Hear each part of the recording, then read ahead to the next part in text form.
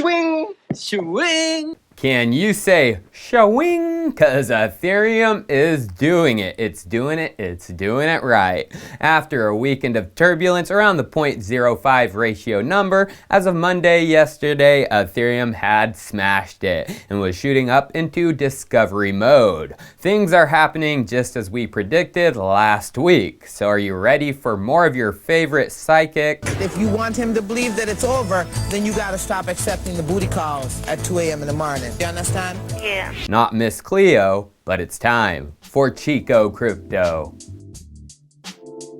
Ether pushing up into discovery? What do we mean by that? Well, price discovery. It's a time when the price of Ether just might make some serious gains and heads turn. And the head turn is already beginning with the Ether crack of 3K USD. But your head should have already been turning since December of last year if you watch this channel. But if not, there is still some time because the bullish setup for Ether's next move is already beginning, in my opinion.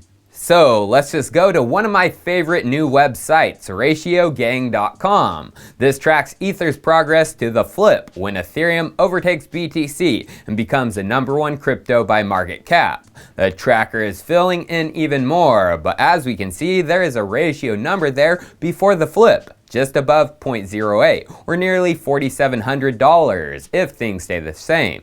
The website says we should be at least here. That is 50%. And I fully agree, the ratio should be at least right there. So the next major stop in discovery is halfway there, just above the 0.08 ratio, or nearly 4,700 USD if all things stay the same, including the Bitcoin price. So let's talk about the Bitcoin price. Since BTC first cracked 50K months ago in late February, it has been bouncing around between 60K and basically 50K, not breaking down and spiraling into a free fall. This is building confidence in Ethereum, as if you look at the ratio of Ether to BTC over the same time period, it slowly but surely built itself up. And as time goes on, the growth in ratio is only accelerating. And the growth in ratio, thus a growth in USD, has been in the face of growing short selling pressure against Ether. Pulling out the ETH USD short chart, the amount of shorts placed against Ether has grown by over 50% since February.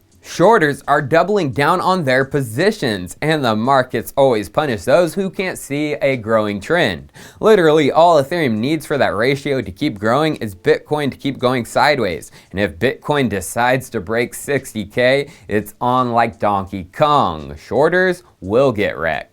And that just might happen, as the Cathie Wood of ARK Invest had a specific section on Ethereum in their ARK morning newsletter, explaining the reason for the new all-time highs. And from the newsletter, it's because of strong on-chain signals. They said, usage of the Ethereum network is increasing, by some measures outpacing that of Bitcoin, as shown below by the number of active wallets and total transaction fees. In our view, decentralized finance and NFTs, both of which are blossoming, explain Ethereum's recent breakout. So does ARK Invest and Cathie Wood have a bag of Ether? Why are they talking about it in their newsletter? Oh yeah, they sure do. Cathie Wood of ARK spoke just last month, April 12th, on the Salt Talks podcast, and she revealed so much about Ether. Let's listen in. We believe that Bitcoin is already the reserve currency of the crypto asset ecosystem. And we can see that in that many crypto assets, most I would say, are priced in terms of Bitcoin. So that's the unit of account. The currencies are very important. We think there will be maybe 4 or 5 that are going to accrue the most value. Now, DeFi, watching it evolve, I mean, we're in the Wild West, decentralized finance. It's very exciting. So that's probably why Ether is going to be another one. We do have a fund right now only with 2 currencies in it. This is a private fund, and that's Bitcoin and Ether. Cathie knows BTC is the reserve, but Ether and what's going on with DeFi make it oh so tasty. Tasty enough for ARK Invest to have a secret private fund, which holds just 2 currencies, Bitcoin and Ether. Shorters get wrecked.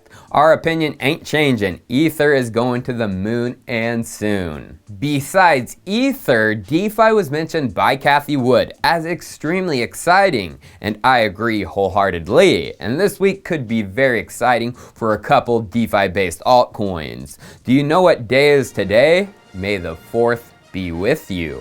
A Star Wars based holiday, but a governance token from a DeFi rebasing stablecoin was also named Forth from Ampleforth. And the last thing they tweeted regarding their newly airdrop Forth token was this, April 22nd. Curious about the Ample and Ample plus Forth? Watch this video to learn more. Hashtag May the 4th be with you with a clock. Tick tock, tick tock.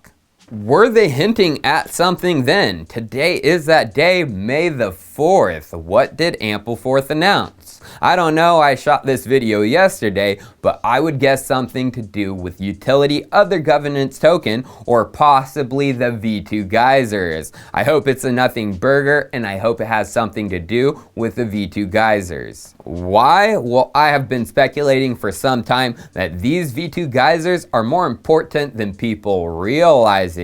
It's called the Universal Vault Standard, and it may have something to do with Uniswap V3, which launches tomorrow. As we know from the announcement blog, one of the biggest changes to V3 was liquidity provider positions, LP tokens, would now be tokenized not as ERC20s, but as NFTs. So don't you find it suspicious? Ampleforth token Geyser V2, which has been in stealth mode, being worked on the longest since November of last year, has already been doing just that behind the scenes, taking LP positions and turning them into NFTs. I do find it suspicious. But regarding the swap, Uniswap, it may have a surprise tomorrow itself besides the launch of V3. Founder Hayden tweeted this May 1st. Fun little surprise feature planned for Uniswap V3 launch, with an artist paint palette besides those words. So let's break down what this little surprise could be.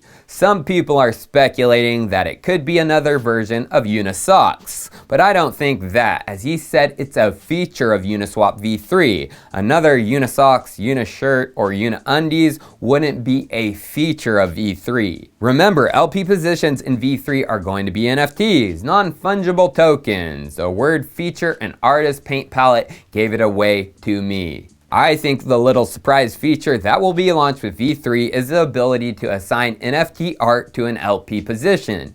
And we can find that in the periphery contracts of the V3 GitHub. A recently closed issue within the last month is NFT metadata in token URI. That issue is closed, meaning it's ready. But before we dive into what was said in that issue, what is token URI?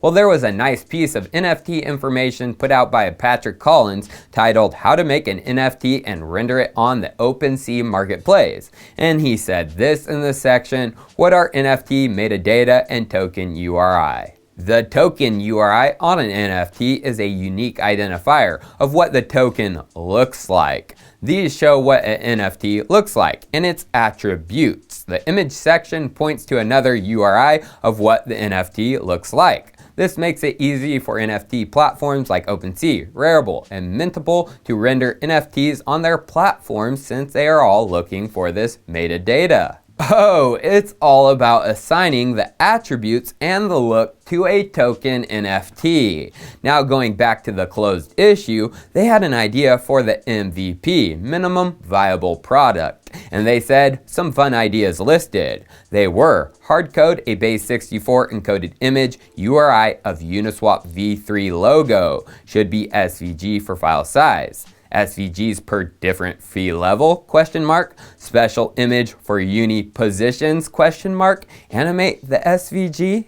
Yeah, Uniswap is most definitely assigning art to the LP NFTs, but just go back to that one thing Moody Salem of Uniswap said. Special image for uni positions. Special as in it may be a limited LP NFT image release assigned to uni LP positions. A lot of mumbo jumbo to some, so what does that mean? Well, I would probably join a Uniswap liquidity pool position with UNI tokens before tomorrow, as those people may be getting a limited NFT release on top of their position. So the next question is, which LP pool to join? Well, I would probably just do the most popular one, the biggest pool, which as we can see from CoinGecko is the UNI and ETH LP pool. And if you haven't added the liquidity to Uniswap, it's simple. Just go to pool, click add liquidity. For the largest pool, first we want Ethereum and the second asset is UNI.